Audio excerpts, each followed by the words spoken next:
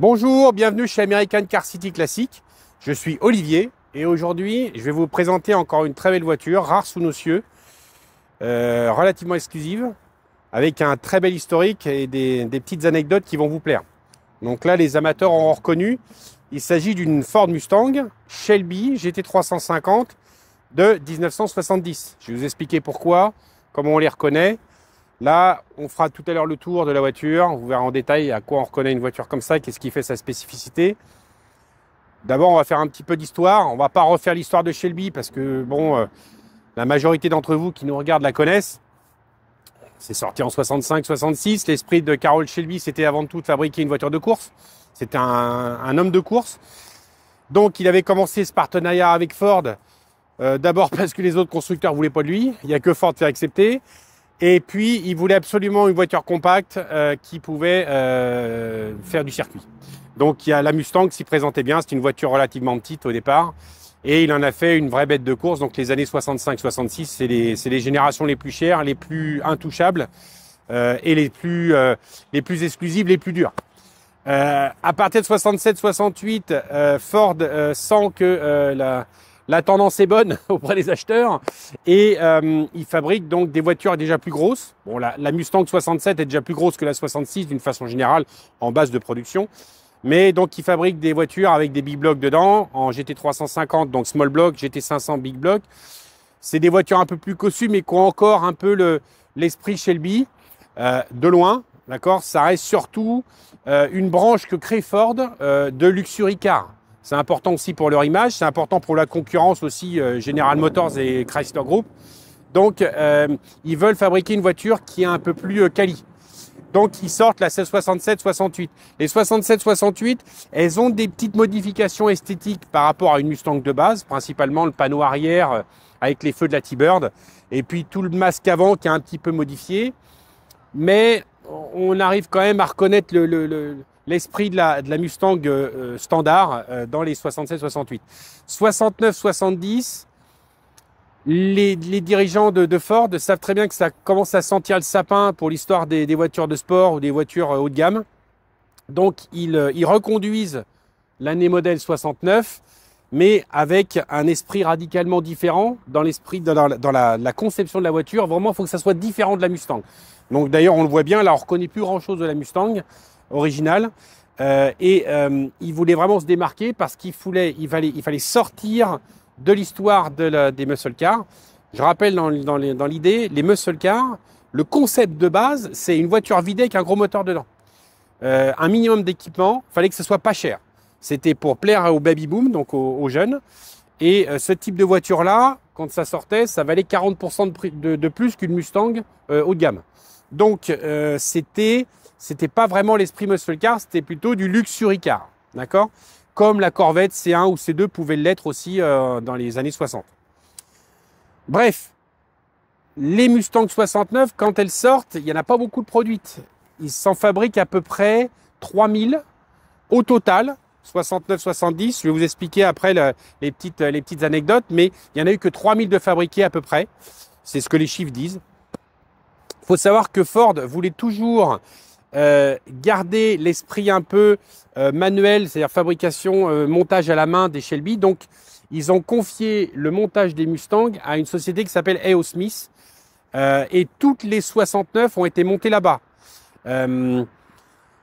La collaboration avec la société n'a pas été exceptionnelle parce que le coût qui était la facture de A.O. Smith était faramineuse et ça a augmenté encore le prix des voitures. Donc, en 69, ils en ont vendu 2200.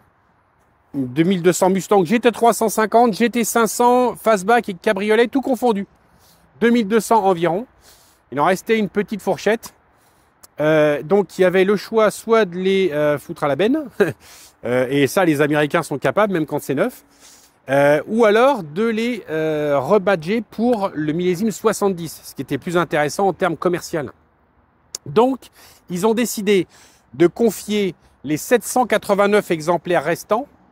Il n'y a eu que 789 exemplaires invendus, restant donc invendus, d'accord, qu'ils ont décidé de reconduire pour l'année 70. Donc les 70, ce sont en fait des 69 reconduites en 70. Et les 70, il fallait quand même les différencier parce que dans cette époque-là, c'était une époque faste.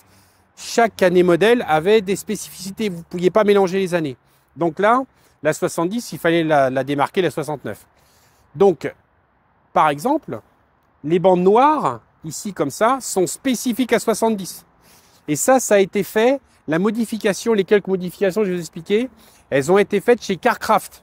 Alors, les amateurs aussi de Mustang, ça leur parlera, le nom Carcraft, c'est ni plus ni moins la société qui montait les Boss 429. Comme Ford travaillait déjà avec eux pour les Boss 429 en 69, dans les mêmes ateliers, ils modifiaient les 69, les Shelby 69 en Shelby 70.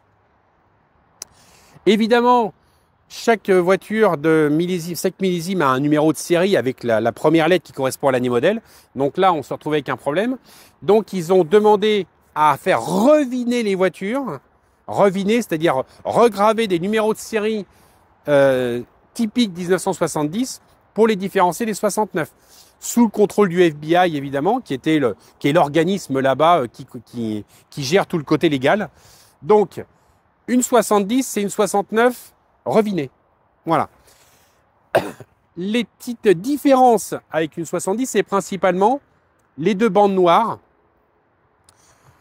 Le reste de la voiture est sensiblement pareil. Vous allez avoir un Eman aussi qui va être ajouté parce que les normes de sécurité changent, donc il faut un Eman. Mais hormis ça, ça reste une 69, que ça soit GT350, GT500, fastback ou cabriolet. Donc Carcraft, c'est pas beaucoup bougé la tête pour modifier quelque chose. Il fallait que ça aille vite en plus. Faut pas oublier que c'était en quelques mois. Hein. Donc il fallait se dépêcher. Donc là, qu'est-ce qu'on a devant les yeux? Donc on a une 70 dernière année. Donc je vous dis, c'est à ça qu'on reconnaît une 69-70, c'est ça. Les Shelby, fallait quand même qu'il y ait une différence avec les Mustang. Fallait garder un peu l'esprit de Carroll Shelby aussi. Fallait pas qu'elle soit trop lourde, que ce soit des grosses baignoires. Donc tout le masque avant, c'est-à-dire le capot, les ailes sont en fibre. C'est aussi des économies de production. Le pare-choc, tout ça, c'est du chrome, hein, bien sûr. Le pare-choc chromé est spécifique. La calandre aussi.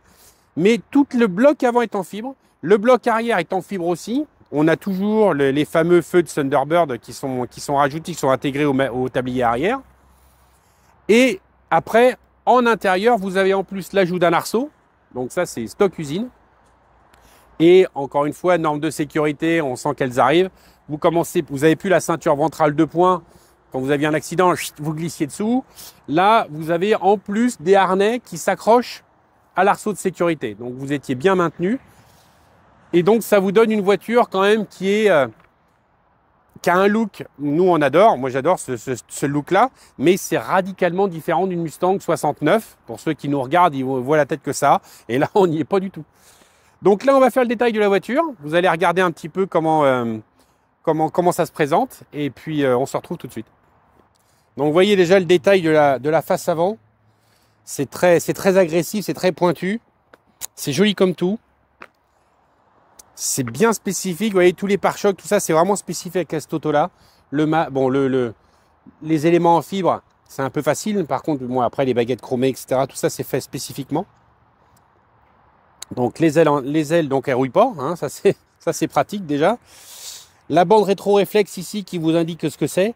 Alors c'était des bandes rétro-réfléchissantes, c'est-à-dire quand vous étiez de nuit, la voiture vous passait devant, vous étiez au feu, vous passez devant, vous voyez juste la bande bleue comme ça qui se reflétait dans vos phares. C'est joli comme tout, moi j'adore ce genre-là. Les jantes spécifiques Shelby aussi, les jantes donc ce qu'on appelle des 5 spokes, des 5 branches qui sont en aluminium et en acier chromé, d'accord? Donc il y a une partie en fond d'aluminium, le centre, et serti sur un cerclage chromé. Ça, c'est spécifique ici au Shelby. Bon, on fera un disque ventilé, évidemment, c'était de série hein, sur des autos comme ça. On ne pouvait pas être sur les tambours. Voilà, donc après, l'intérieur. Voilà.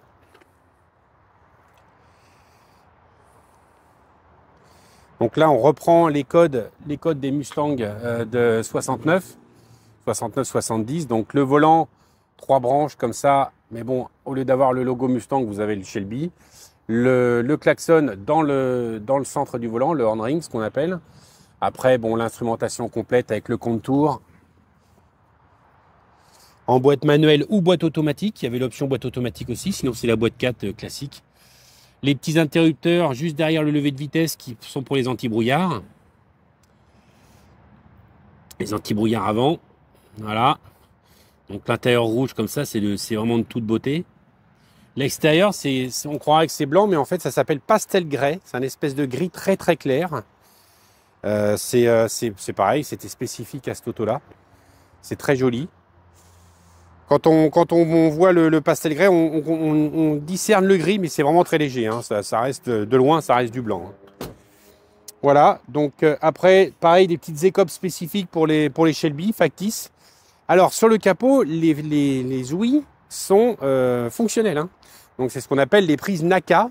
Celle-ci, donc on va ouvrir le capot tout à l'heure. Elle est en prise d'air direct sur le filtre à air. Et en fait, les deux extérieurs servaient à évacuer la chaleur.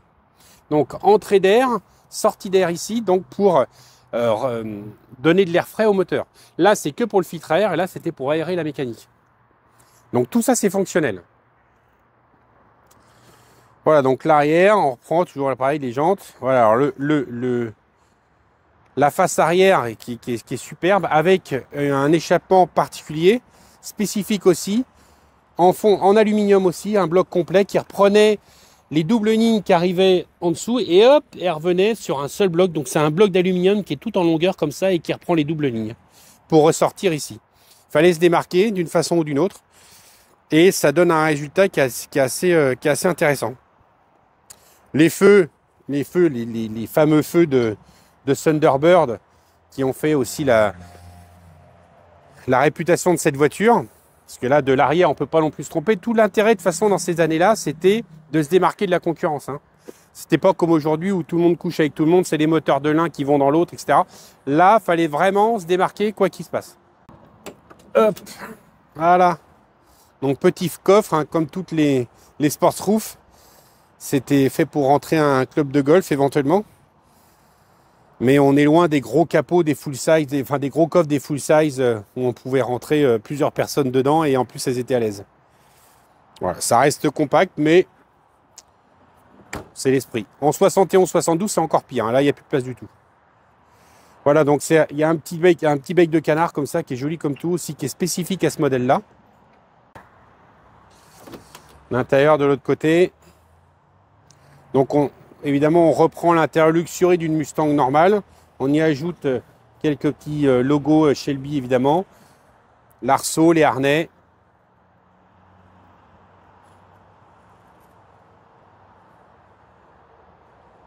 Voilà, donc vous voyez, juger de l'état de la voiture, quand même, c'est une voiture qui est très très belle, qui a bien été restaurée, qui est dans sa config matching le plus possible. On n'a pas trouvé d'éléments qui pouvaient dire le contraire. La sellerie est très belle.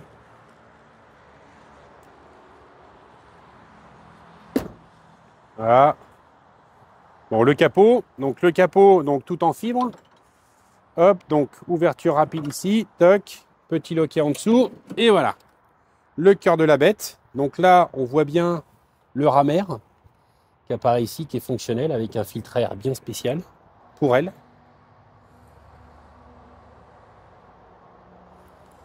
Voilà, donc ce bloc-là, donc c'est un 5,8 litres Windsor. Hein, le Cleveland est arrivé que l'année d'après, enfin sur les Mustangs et pas sur les Shelby, puisque c'est une 69. 351 Windsor, donc qui faisait 290 chevaux. En version Shelby, c'est la version officielle, 290 chevaux. Pour ceux qui nous suivent, je l'avais déjà expliqué, rappelez-vous, à la fin des années 60, les assurances commençaient à tiquer parce que les mecs se tuaient avec. Donc la seule solution pour les constructeurs, c'était de baisser les chiffres des puissances sur le papier, bien sûr, parce qu'en réalité, elles en sortaient 340, 350, on ne sait pas trop, ça dépend des versions. Bon, 290 chevaux, c'était officiel pour pas faire peur, pour pas se trouver avec des primes d'assurance extraordinaires, mais dans la réalité, elles en sortaient beaucoup plus, parce qu'encore une fois, il fallait concurrencer. Il fallait concurrencer les autres. Voilà, donc vous voyez, encore une fois, on a un esthétique de voiture qui est très joli. Même les échappements, tout ça, les joints, tout est propre. Il y a les plaques, toutes les plaques encore. Elle a encore son allumage d'origine avec sa capsule à dépression d'origine. Voilà, les caches-culbuteurs Cobra, évidemment, bon, ça c'était monté de série sur ces générations de voitures. Voilà, le capot tout en fibre. C'est joli comme tout. Toc. Donc voilà, on a fait un petit peu le tour de cette auto. Elle est disponible chez nous au prix de 119 900 €. Donc révisée, contrôlée, expertisée comme toujours chez nous. C'est un prix qui est raisonnable pour une vraie Shelby, d'accord? C'est pas une réplique. Aux États-Unis, c'est plutôt dans les 120-130 000 $, une belle dans cet état-là restaurée, parce que les soubassements sont dans le même état. Je vous invite à regarder les photos sur l'annonce. On a mis les photos des soubassements, donc ils sont dans le même état que l'extérieur, comme ça. C'est une voiture qui est très très bien refaite. Quant au GT500, pour ceux qui voudraient franchir le pas, dans cette génération-là, en GT500, on est plutôt dans les 150, 160, 180 000 $. Pour les beaux exemplaires en boîte méca. Boîte auto, c'est un petit peu moins cher. On est très très loin d'une prix d'une 67 à 300 000 $ et encore moins d'une 66 à 1 million. Donc elles prennent en valeur en permanence. Elles ne font que prendre en valeur année après année, encore une fois, parce que n'oubliez pas qu'il y en a eu 3000 de fait. Et il en reste combien? Ça, c'est le vaste débat. Donc elle est disponible chez nous. Venez la voir. Elle n'est pas décevante comme toutes celles qu'on ramène de toute façon. Donc ça, c'est vraiment la future voiture d'un collectionneur averti qui veut investir et qui veut avoir une auto valorisante dans son parc. Au plaisir.